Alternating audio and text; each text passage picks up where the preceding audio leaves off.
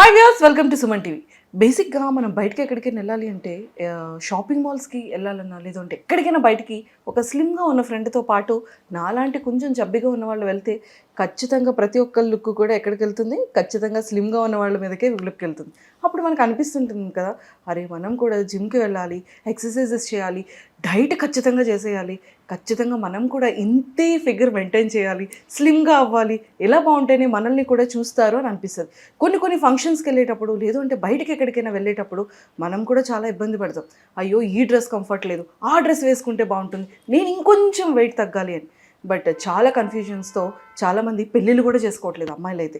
So ఇన్ని problems face చేస్తున్నారు. But ఇలాంటి వాటన్నిటికీ చెక్ పెట్టేయాలి అంటే ఖచ్చితంగా మనం వెయిట్ లాస్ అవ్వాలి. వెయిట్ లాస్ అవ్వాలి అంటే చాలా వరకు ప్రొసీజర్స్ వచ్చేసాయి. బట్ చాలా వరకు సర్జరీస్ కూడా వచ్చాయి. బట్ ఎలాంటి దానికి వెళ్తే మనం హెల్తీగా ఉంటుంది, ఎలాంటి సైడ్ ఎఫెక్ట్స్ లేకుండా ఉంటుంది, ఖచ్చితంగా మనం ఎలా వెయిట్ లాస్ అవ్వచ్చు, దాన్ని ఎలా మేనేజ్ చేసుకోవచ్చు అని తెలుసుకోవడానికి ఈరోజు నాతో పాటు శ్రీరూప్ హాస్పిటల్స్ నుంచి senior cosmetologist and cosmetic surgeon doctor G Rajasekhar గారు ఉన్నారు. సో మరి సార్తో మాట్లాడి చాలా విషయాలు తెలుసుకుందాం. హలో సార్, నమస్తే. నమస్తే, welcome to Suman TV. Thank you sir, first అందరికన్నా నేను ముందు వెయిట్ లాస్ అవ్వాలి, నేను చాలా స్లిమ్గా రెడీ అవ్వాలి, నేను ఎలాంటి డ్రెస్ వేసుకున్నా కూడా అబ్బా మంజుషాయేనా ఏంటి అప్పటికన్నా ఇప్పుడు ఇంత బాగుంది అనే విధంగా నేను రెడీ అవ్వాలి సార్. నేను ఏం చేయాలి? మీకు కళ పోకుండా తగ్గాలందా, కళ పోయి తగ్గాలందా? సార్ ఇలాగే కళ ఉండాలి. కళ పోకుండా తగ్గాలంటే ఓన్లీ డైటింగ్ లాంటివి చేయకుండా ఎక్సర్సైజ్ చేస్తూ న్యూట్రిషియస్ డైట్ తీసుకుని ఫ్యాట్ ఆర్ ఆయిలీ స్టఫ్, బాగా హై క్యాలరీ స్టఫ్ అని తగ్గించేసి బర్న్ ఆల్ ద ఫ్యాట్, అప్పుడు కళ తగ్గదు, బాడీ తగ్గుతుంది. So that is one more important thing. అది చేసి ప్రయత్నాలు చేసి చేసి చేసి అయిపోయింది సార్, నేను అలసిపోయాను, తగ్గుతున్నాను మళ్ళీ పెరిగిపోతున్నాను, తగ్గుతున్నాను మళ్ళీ పెరిగిపోతున్నాను. సో ఏం చేయాలి అంటే అప్పుడు ఒకటే ఒక మార్గం, నాన్ సర్జికల్ అనేది అబద్ధం. నాన్ సర్జికల్గా ఏదైనా ట్రీట్మెంట్ జరుగుతుంది అనేది అబద్ధం, అసలు నిజం కాదు. Only one method is diet and exercise or liposculpture. ఎక్కడెక్కడ ఎక్స్ట్రా ఫ్యాట్ ఉందో అక్కడ మార్క్ చేసుకుని అనస్థీషియాలో ఉండగా నొప్పి అనేది తెలియకుండా చక్కగా ఆ ఏరియాని తగ్గించుకుని చూడచక్కని ఫిగర్ అనేది తయారు చేసుకోవడానికి liposculpture is the best method. Yes, అంటే ఆ ఫస్ట్ మెథడ్ది పక్కన పెట్టి నేను ఫస్ట్ లైపో గురించి అడిగేస్తాను మీరు. అడగండి. సో లైపో అనగానే చాలామంది, కొంతమంది సెలబ్రిటీస్దే చూసుకున్నట్టయితే లైపో సర్జన్ ఫెయిల్యూర్ అవడం వల్లే చనిపోయారు. ఎగ్జాంపుల్ ఆర్తి అగర్వాల్ గారు కదా. కొంతమంది సెలబ్రిటీస్ దగ్గర ఎక్కువగా వింటూ ఉంటాం, లేదా బిజినెస్ పీపుల్ దగ్గర ఎక్కువగా, అంటే పొలిటికల్ లీడర్స్ వాళ్ళ ఫ్యామిలీ మెంబర్స్ అలా.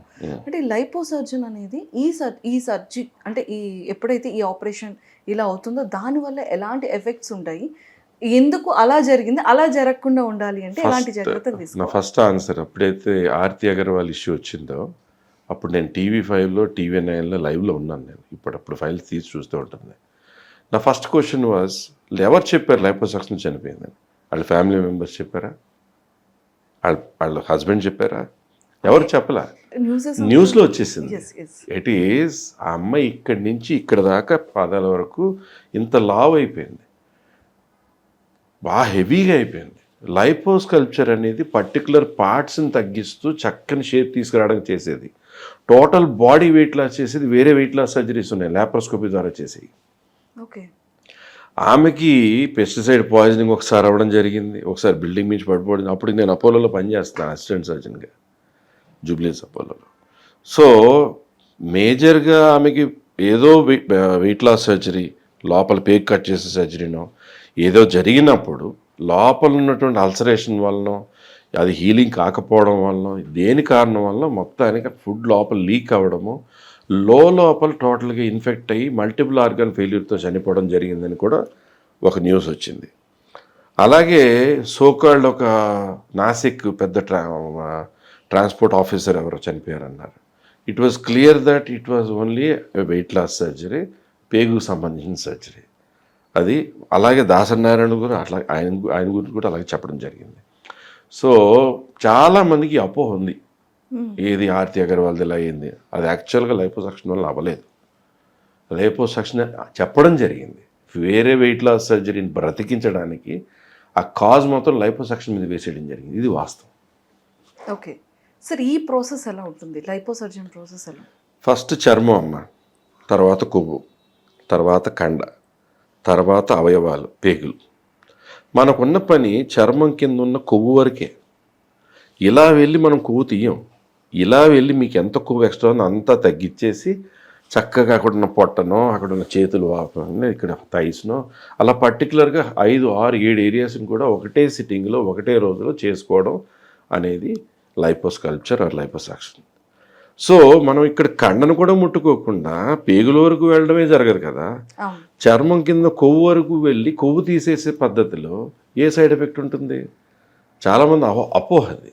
యాక్చువల్ ఫ్యాక్ట్ ఏంటంటే మనకి ఇప్పుడు చేతులు ఎక్కువగా ఉన్నాయి అనుకుందాం. ఇప్పుడు బ్రెజిలియన్ టెక్నిక్లో ఇండియన్ టెక్నిక్ తేడా ఏంటి? ఇండియన్ టెక్నిక్ ఇక్కడ హోల్ పెడతారు, తర్వాత ఇక్కడ మచ్చబడిపోద్ది. మన శ్రీరూపులో చేసే దాంట్లో లోపల ఇన్నర్ ఫోల్డ్ నుంచి ఇటు నుంచి వచ్చి కొవ్వు తీసేస్తాం. అలాగే మగపిల్లలు గైనకోమాస్టియా అని ఉండి డబల్ క్లాత్లు జాకెట్లు వేసుకుని ఇలా ఒంగుని తిరుగుతుంటారు చాలామంది. ఇప్పుడు ఒక సర్జరీ ఉంది అబ్బాయిది. సో అది దానికి ఏంటంటే అతను మగతనానికి హాని కాదు, హార్మోన్స్ హాని కాదు, పిల్లలు పుడతారు, అన్ని విధాలు నార్మల్గానే ఉంటాడు. But abnormal growth of normal fat tissue. So దానికి చాలామంది ఇక్కడ హోల్స్ పెడతారు, జీవితకాలం అతను మచ్చలు పడిపోతాయి. బట్ శ్రీరూపులో చేసేది ఈ ఫోల్డ్స్ ఉంటాయి, సో స్కారే పడదు. అక్కడి నుంచి వెళ్ళి ఆ ఫ్యాట్ అంతా తీసేసి చక్కని షేప్ చేసేసి దానికి బ్లాస్టింగ్ చేయడం. నెక్స్ట్ డే నుంచి ఒక టైట్ గార్మెంట్, లైపోసక్షన్ బాడీలో ఎక్కడ చేసినా దానికి ఒక టైట్ గార్మెంట్ అనేది 2 to 2.5 months వాడండి. ఎందుకు? ఆ లూజ్ స్కిన్ టైట్ అని వాడండి. కొవ్వు వెళ్ళిపోయిన తర్వాత ఆ స్కిన్ లూజ్ ఉంటుంది కదా, అది చక్కగా టైట్ అయ్యి చక్కని షేప్ రావడానికి కంప్రెషన్ గార్మెంట్ అంటారు, అది వాడడం జరుగుతుంది. ఓకే సార్, ఇప్పుడు మీరు చెప్పారు కదా, అంటే లైక్ చర్మం నుంచి మనం ఫ్యాట్ అంటే దాన్ని మళ్ళీ స్ట్రెచెస్ అంటే చిన్న కీ హోల్స్ 4 mm. ఓకే, కీ ఆ సూచర్స్ కూడా ఇప్పక్కర్లా, రిమూవబుల్ సూచర్స్ కాదు, అవి అబ్జర్వ్ అయిపోతాయి. ఓకే, వాటర్ ప్రూఫ్ ప్లాస్టర్స్ ఉంటాయి. నెక్స్ట్ డే నుంచి స్నానం చేసి. ఓకే, సో మనం ఎన్ని డేస్ రెస్ట్ ఉంటే సరిపోతుందంట? రెస్ట్ ఏమి ఉండదు, ఫస్ట్ డే నుంచి తిరుగుతారు. కొంచెం నొప్పులు ఉంటాయి పర్టికులర్ ఏరియాస్ని బట్టి. ఎక్కువగా కదిలే ఏరియా అంటే అబ్డామెన్. సో అక్కడ చేసుకున్న వాళ్ళకి అనుకోండి ఒక ఫస్ట్ 7 to 10 days రోజు రోజుకి తగ్గిపోయే నొప్పులు ఉంటాయి. ఏ సర్జరీకైనా ఉండే నొప్పులు. So that is what is this. రకరకాల భయాలు, రకరకాల అపోహలని అబద్ధం.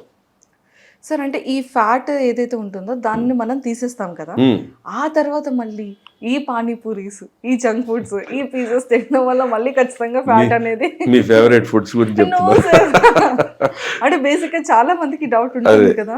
Very good question. ఇప్పుడు చేసుకోలేరు, క్రేవింగ్స్ ఉంటాయి. Very good question, very very good question Manjusha. ఇందులో ఏంటంటే తేనెపట్టు ఆకారం ఉంటుంది కదా, అలాగా ఒక డైమండ్ షేప్ తెల్లని పొర మధ్యన పసుపు రంగు కొవ్వు ఉంటుంది.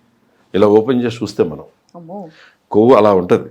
సో మన లైపోసక్షన్లో ఈ చర్మం అడుగునున్న ఈ కొవ్వు తీస్తున్నప్పుడు ఆ కొవ్వుతో పాటు ఆ తెల్లని పొరలాగి డైమండ్ షేప్, దాన్ని అడిపోజ్ టిష్యూ అంటాం. అది కూడా వచ్చేసి ఇంత కొవ్వులో ఇంత మాత్రమే మిగలడం వలన ప్లస్ ఆ కంప్రెషన్ గార్మెంట్తో ఇంటర్నల్ స్కారింగ్తో హీల్ అయిపోయి చక్కని shape, softer skin, natural skin లాగా 1.5 months వచ్చేయడం జరిగిపోయినప్పుడు షేప్ ఫస్ట్ డేకే తెలిసిపోయినా కూడా, ఇంకా రోజు రోజుకి బాగా మార్పులు వస్తున్నా కూడా, కంప్రెషన్ గార్మెంట్ వాడింది ఇంకా ఇంకా లూజ్ అయిపోయి వస్తున్నా కూడా, మీరు తర్వాత మీరు చెప్పిన జంక్ ఫుడ్స్, పాస్తాలు, పిజ్జాలు, చీజ్లు అన్నీ తినేసిన ఎక్కడ లైపోసక్షన్ చేశారో అక్కడ వెయిట్ పెరగరు. అక్కడ ఫ్యాట్ చేరడం చాలా సంవత్సరాలు పట్టచ్చు, చాలా కష్టంగా కొంచెం పట్టచ్చు. బట్ మీ బాడీలోకి వెళ్ళిన ఫ్యాట్ అంటే కొవ్వు ఎక్కడొక్కడ చేరడానికి ప్లేస్ చూసుకుంటుంది.